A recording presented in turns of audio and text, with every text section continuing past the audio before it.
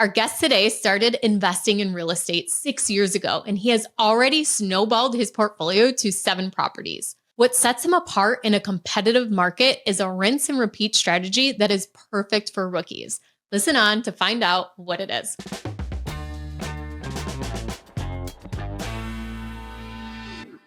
Welcome back to the Real Estate Rookie Podcast. I'm Ashley Kerr, and I'm joined with my co-host, Tony J. Robinson. And this is the podcast to help you kickstart your real estate investing journey. And today, we're so excited to welcome to the show, Jefferson Calloway. Jefferson, welcome to the show, brother. Thanks very much, Tony. I really appreciate it. I'm happy to be here, and thank you, Ashley, as well. Yeah, Jefferson, welcome. Why don't you start off with giving us a little snapshot of your life, where you're based, and what your career was when you started investing in real estate? Yeah, for sure. So right now, I'm on the Eastern Shore. So I've got, I work in Philadelphia. I have a home remodeling company there, and then live back and forth between New Jersey, Delaware. So I'm way over on the East Coast. And right now, when I'm not doing the home remodeling thing, we're investing in real estate.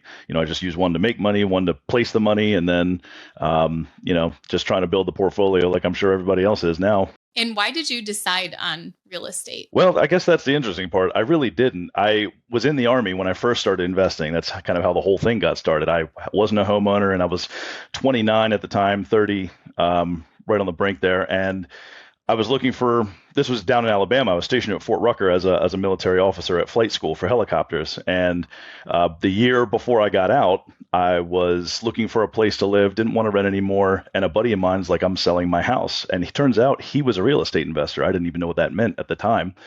But he had one of these little townhouses. And in Alabama, the real estate is very cheap. The townhouse was maybe $70,000, I think. That's all he wanted for it. And I was like, okay, well, I don't know anything about buying houses, but that should be easy enough. So since I was in the Army, I just went, got my VA loan, bought it, moved in. And then when I got stationed back up in Maryland and had to leave and get out of the Army, he was like, well, I don't want to leave just yet. So why don't you let me rent the place you just bought? I'll pay you in rent more than what the mortgage is. And I was like, that sounds like a great deal to me. So same thing. I came up here to Maryland, bought another place, kept that, rented it out. And that's how the whole thing kickstarted. I was in the Army, and that's how it happened, by accident. Yeah. So it sounds like you kind of stumbled into this, Jefferson. I guess, what was your initial exit plan when you got that first townhouse? Like, were you thinking, let me build this into a real estate portfolio, or what was the initial strategy going into it? Yeah, I guess that's the whole thing. There wasn't one. So I just was going step by step, and everything he was suggesting. I mean, I really owe this all to my buddy James Lenord.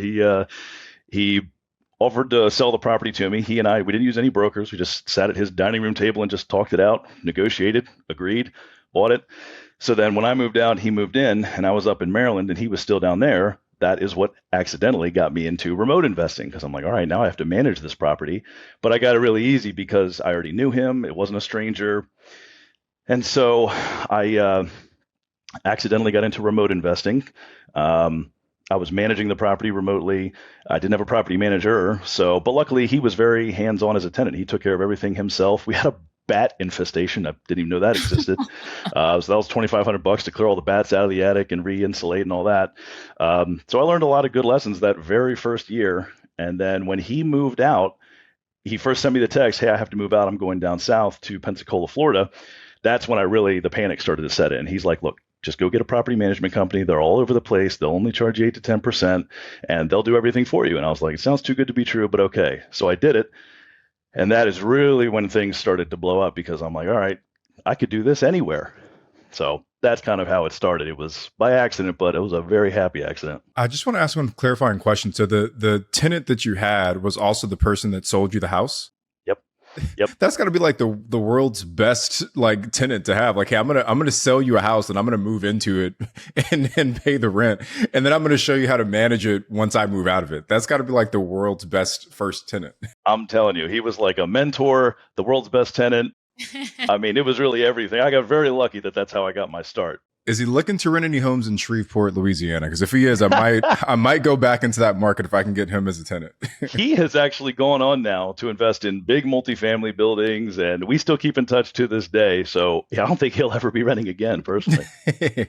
So now that you've switched to property management, you've realized you can do this again. What was the next deal and how did that come about? So that was kind of the same thing. I moved up to Maryland, and because I was still very, very new. I had only done this one time. So I rented a place when I first got to Maryland, but it was only about a year or so before I started having that same feeling again. I'm sure the same feeling a lot of people have. Why am I renting? Why am I throwing away the money? And they'll talk about interest and expenses and everything, but when you rent, that's 100% interest basically. So as soon as I got up there, just paid rent for about a year and then bought the place where I was living there. And that turned into one of my second deal, and that actually happened to be a duplex, another happy accident. I just moved into the duplex because it was cheap rent, and I was coming back to Maryland for the first time in many, many years.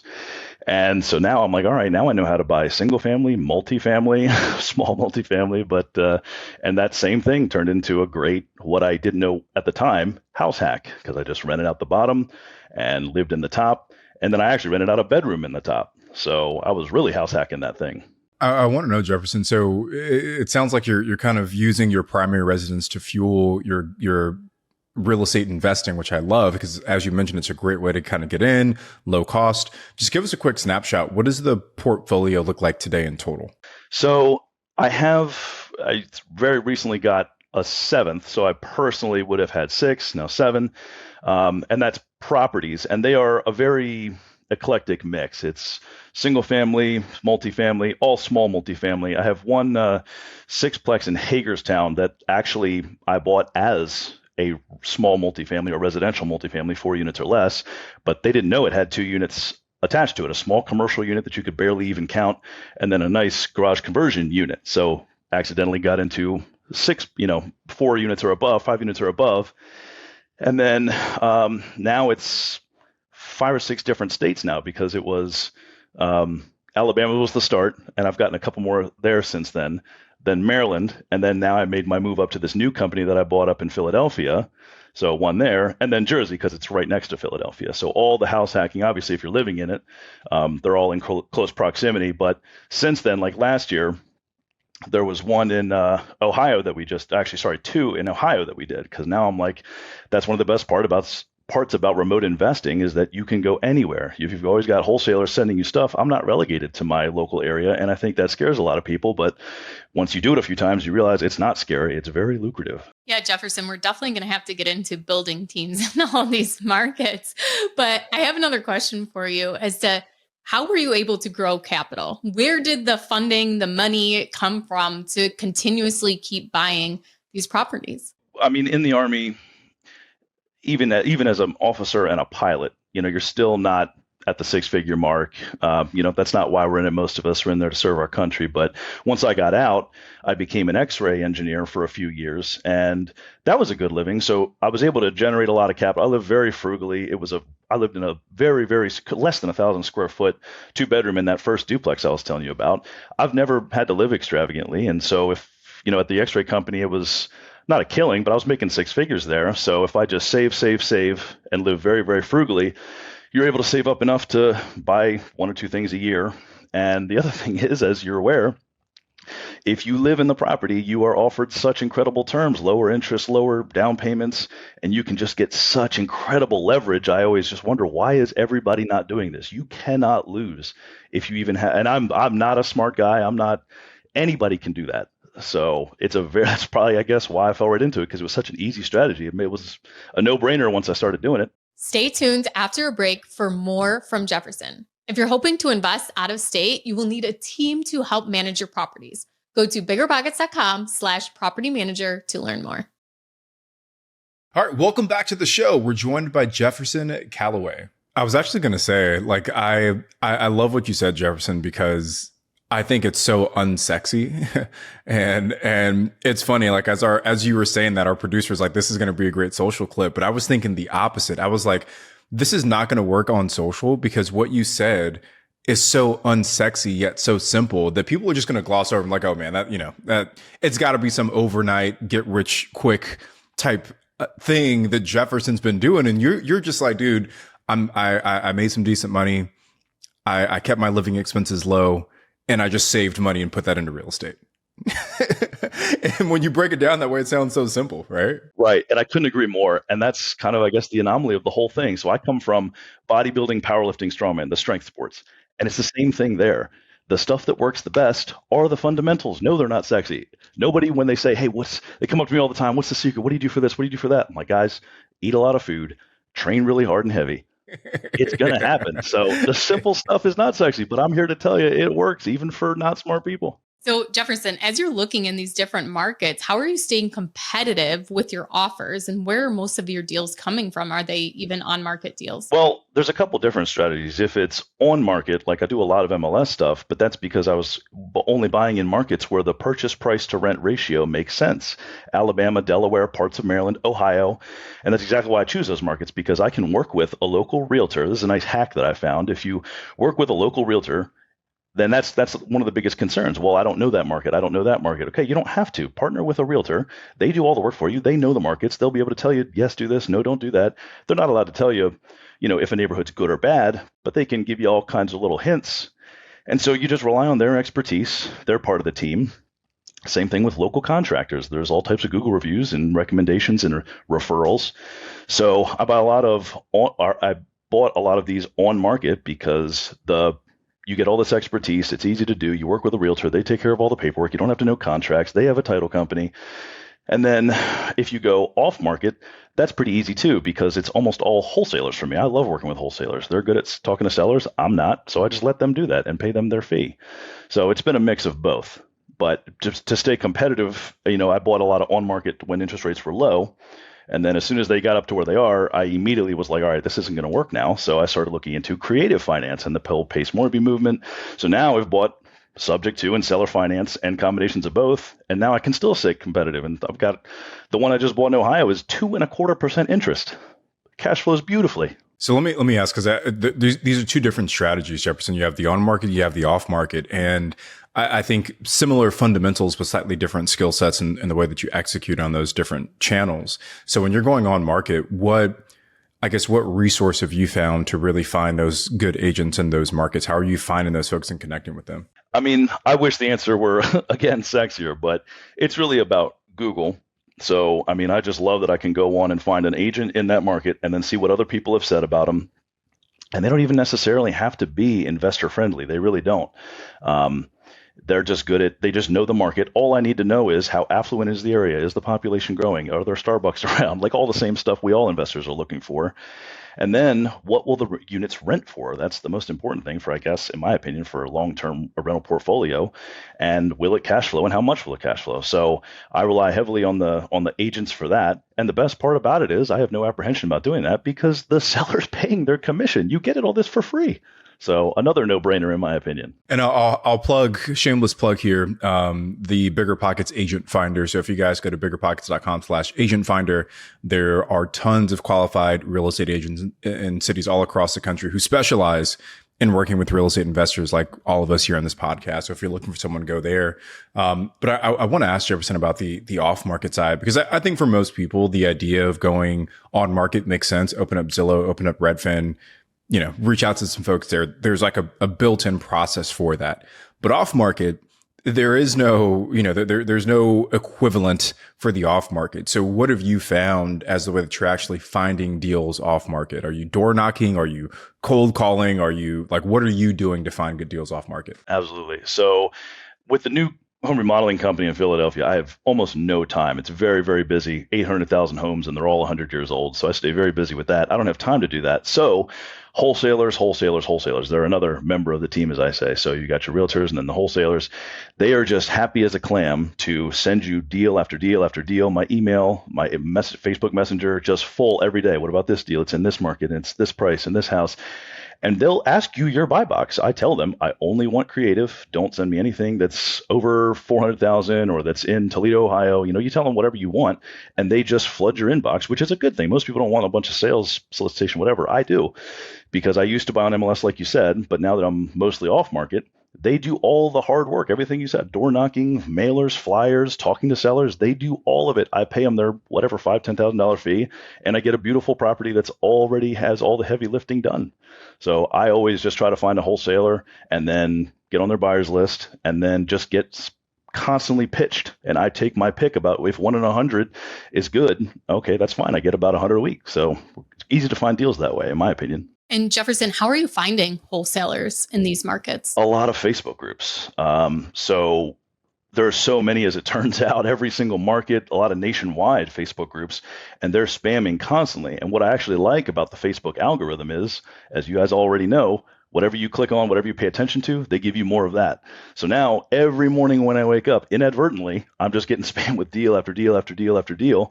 And once you get in your head what your criteria is, like I always just take gross monthly rent in total minus 30% for expenses, and then subtract your projected PITI if you're going to leverage it, and then just go that route. So Facebook groups are, in my opinion, the best tool for having wholesalers send you stuff, meet more wholesalers, the whole nine. They're really, really great. Jefferson, you mentioned having a buy box that you're giving out to these wholesalers. Can you give us an idea of what type of properties that you're buying? Yeah. So I started a lot in single family, and that was awesome. It served its purpose, especially with low interest rates. But I've just noticed that they're a lot harder to make cash flow. And even though the appreciation, you can make the argument that it's better, the problem is I have found the security is a lot better with multifamily. If I have, let's just keep it conservative, 4 units, if 1 or even 2 tenants are gone, okay, I've still got half the rent right there. So I'm not totally out. Whereas, single family is binary. You either have it or you don't. You're out of no rent for 6 months. And then per door, let's say you got 4 or 6 doors in one building, that's 1 roof, a lot less HVAC, a lot less capital expenses and maintenance per door. So I have just started really moving more into the multifamily space, especially with interest rates where they are, and wholesalers will now only pitch me that. So I don't even have any wasted time. Jefferson, you hit on something that was, I think, a big decision point in my real estate portfolio this year was, as we look to scale up, what actually makes the most sense for us. Our niche is single family short-term rentals. And, most of the properties we had purchased, like the most expensive was probably like $600K. And when we thought about scaling this business up, it's like, okay, do we continue to buy more of these, $500,000 to, $800,000 single family homes? Or do we maybe go bigger when we buy like a $2 million mansion in Sedona or something, right? And the question that I asked myself was very similar to what you said, but it's how do I really mitigate and reduce the risk? And I could buy one 8,000 square foot short-term rental mansion for $2 million, or we could go out and buy maybe a small boutique hotel with 13 rooms for $2 million. And now, even if one of those rooms sit empty, I still have 12 others that are getting filled. And for me, there was less risk associated with spreading that big mortgage out across 13 rooms under one roof, as opposed to if I have one vacancy, I'm getting 0 cash flow, right? And that made me nervous on such a big mortgage. Absolutely. Completely understand. Yeah, that's exactly what it is. And not only that, short-term versus long-term. I heard a rule a long time ago at one of the BP cons that it's not necessarily a good idea to buy short-term rentals that would not also work as long-term rentals because municipalities are changing so often. I've seen it happen twice now. Somebody tells me with the big rush of Airbnbs, hey, I went to go buy one, municipality changed its rules, now they don't allow them anymore. I just went through it. I have one in Maryland, that duplex, the first one I bought. I made the bottom unit just to try it, an Airbnb. Sure as heck, I get a letter from the local town saying no Airbnbs. It was the first one in the town, so they didn't know how to handle it, basically. So they just panicked and said no, I guess. I had to go before the town council, literally drove down from Philadelphia, came one night to one of the meetings, and before the board, I was like, guys, my guidebook has all the local businesses in it. This is a business. I have had artists, people from other countries come and spread their culture to this area. Like I really just pitched it, and now they allow them. They made an exception for mine, and it's still the only one, but I'll bet you more will come now. So the municipality changing, even though it worked out well in that situation, that's another big risk. So yeah, I completely agree. Risk mitigation is a beautiful thing, and it's easy to handle. We had Avery Carl on before who said that when she's looking at short-term rentals, she's looking at ones that already have strict laws in place so that you don't have that risk of them being changed. But you're pretty much setting the precedent of those laws in your market by being the very first one. I think you might be the first person I've met who like launched the first short-term rental in a city. Like that's kind of crazy. Yeah. Well, that was what I learned. I learned a lot of valuable lessons in addition to that. This is in a little town called Trapp, which is not a big town. There's farmland all around. It's in the middle of nowhere. And I was just like, well, I'm just going to try it. If it doesn't work, it works as a long-term rental. Well, sure as heck, it works beautifully. It might be because it's directly on the way to Ocean City, so you have to go right by it off Route 50.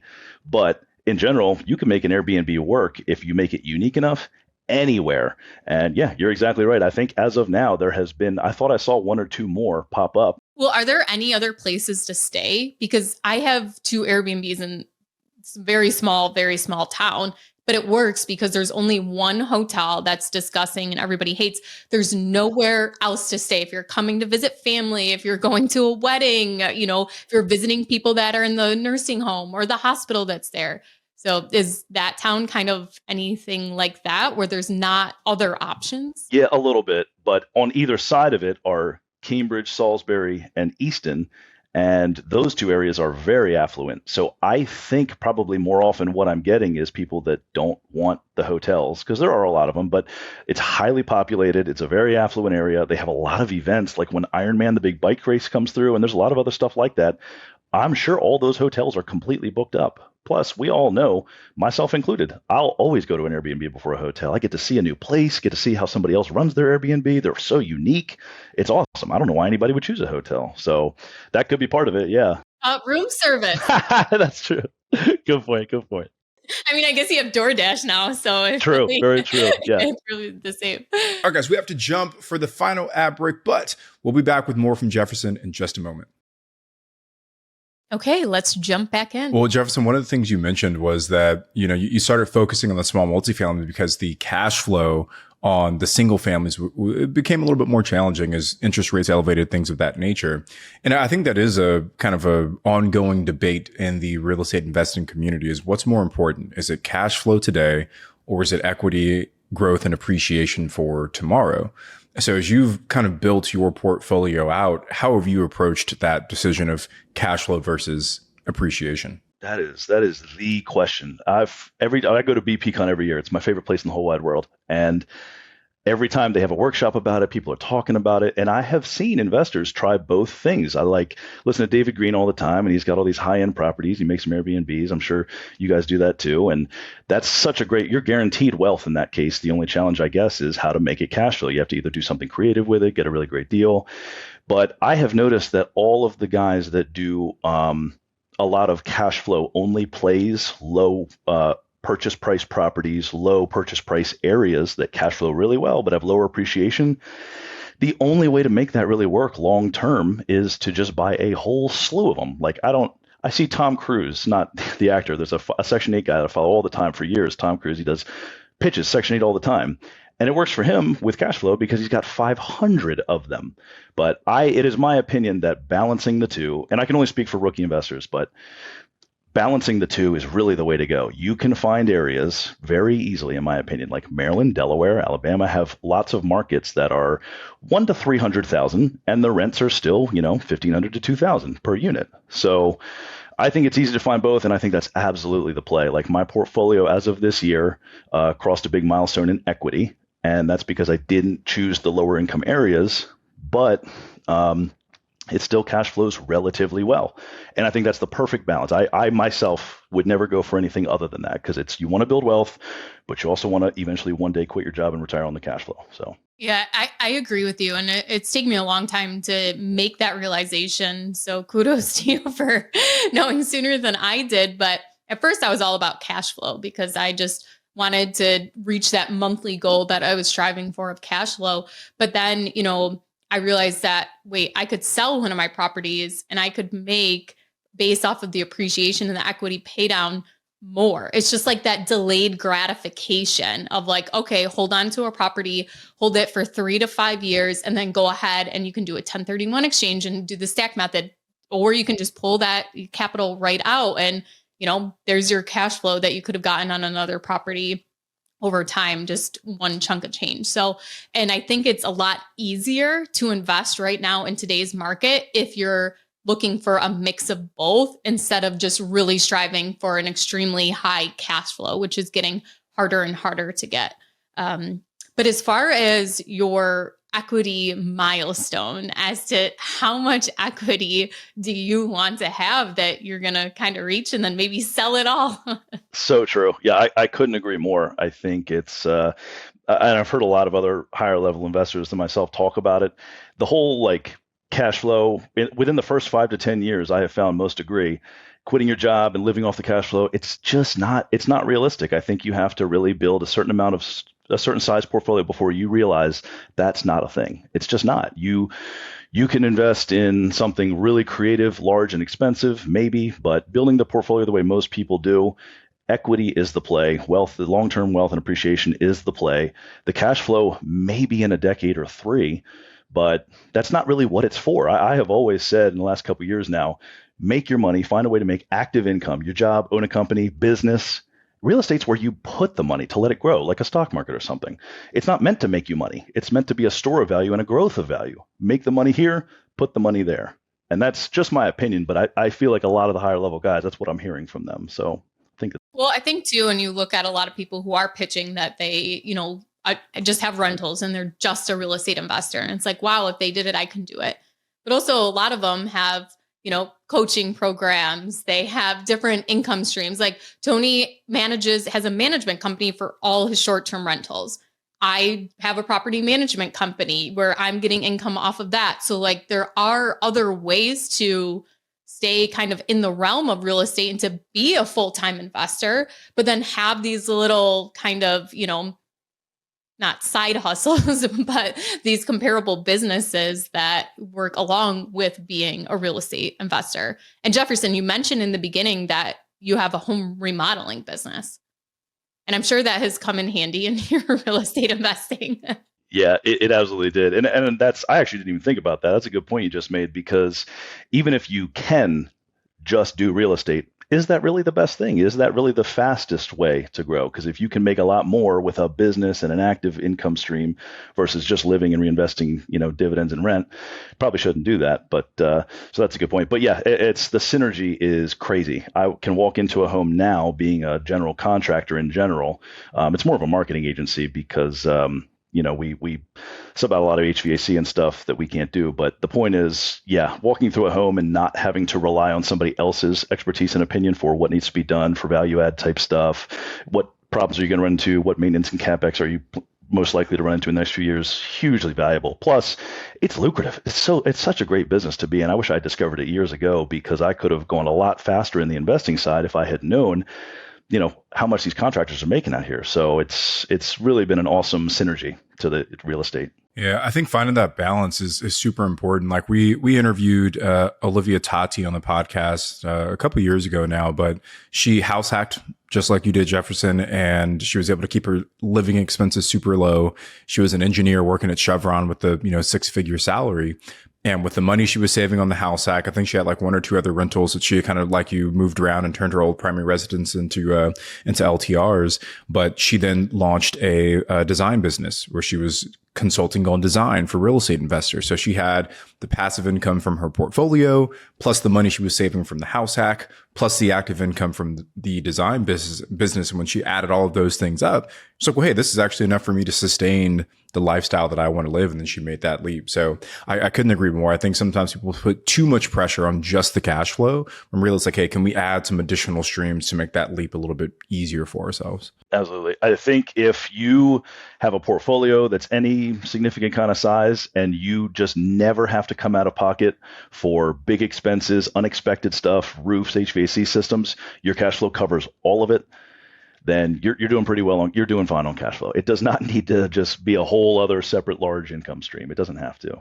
Jefferson, what are some tips that you have for somebody to manage actually having another job or another business that is really active and then taking on real estate investing? Sure. So, I mean, I'm nobody, but just what I have found works for me is to just delegate as much as humanly possible. I mean, if you're really running a business and it's doing well and you're really, really busy, you do not have the time and shouldn't and don't have to manage very actively your real estate portfolio. I know they say there's no such thing as passive, and they're right, but you can get pretty darn close. Like I maybe over 6 or 7 different states now get an email a week from my property managers like, hey, this ice maker went up. Hey, this range went out. And I'm just, they don't even require a response from me most of the time. I'm just like, sounds good, let's do it. So it's super duper easy, and that's the way I have it set up. And I would encourage everybody to do that, because if you're serious about scaling, you really, if you think about it, don't have a choice. If you're doing any more than a certain amount of management with each property, as you grow, that's more and more time. So just delegate everything you can. Trust these companies. If you've picked the right one, which Google reviews and a lot of online tools help you do that, just see what everybody else is saying about it. Pick a trustworthy one and a professional, and then you shouldn't have to do really much of anything. I mean, they'll take care of, I've had them take care of evictions and getting new tenants in. They do everything. And it's for 8%. It almost seems like a steal most of the time. You sometimes have to negotiate them down to that. But once you get it, and they almost all will, you're getting a huge value. So just always factor in 8% is what I do, and then just assume you're going to property manage, and then pick a good one, and then you'll be able to focus all your energy on making the money. That way you can go buy real estate faster. So Jefferson, how do you find a good property manager? How would you find these boots on the ground people to make it less scary, especially as a rookie investor? Maybe they've never even purchased a property and they're about to buy out of state. What are some of the tips that you have to tell them as to this will make it easier for you? These are the things you need to do to feel more secure about making your purchase. Sure. Yeah. And I mean, there's no way you can ever 100% be risk-free. It's just not going to happen. But just to mitigate, I have found between Google referrals and the size of the company so that you have recourse, those are 3 things you can do right there to mitigate a ton of risk. So for example, Google's a great thing. I mean, if you have a property management company that's been around a long time, you can find that on Google, and and I'm pretty sure even BiggerPockets probably has a tool for this by now, I would assume. And if you're looking at what other landlords have said about them, and you find a good one that's been there a long time, great. That's a great place to start. Then referrals, most of the time, like I said, if you're working with an agent or another landlord, or you know somebody else in the area or a contractor and they can recommend one, that's a great way too. The third thing is the size. I have only done it one other time, and I've heard a lot of horror stories about it, is getting just a property manager that's like just a guy or two. And that's where I've seen a lot of it go wrong, because there's not a lot of recourse with that. If they go take your rent money or whatever, what are you supposed to do about that? You can only sue somebody so long, especially if they don't have anything to get. So if you do a company that you can, God forbid, I hate to even use the word, but if you have to sue, I've never had to do that, or if you have to write them a bad review, or they're held to a standard. They have a reputation. So a big company, or at least just a property management company that has a team. I haven't gone wrong yet just doing those 3 things. It's worked really well. I'll throw in one red flag there as far as vetting the property management company. I didn't realize this in the beginning, but when I had outsourced property management, they actually had in their contract that you could not talk bad about them, that you couldn't, say anything negative about them. And, when things started to fall apart like that, they highlighted that clause and sent it back to me, like, just so you know, this is in our contract. And that should have been a big red flag. So even if you wanted to write a bad review on Google, you couldn't.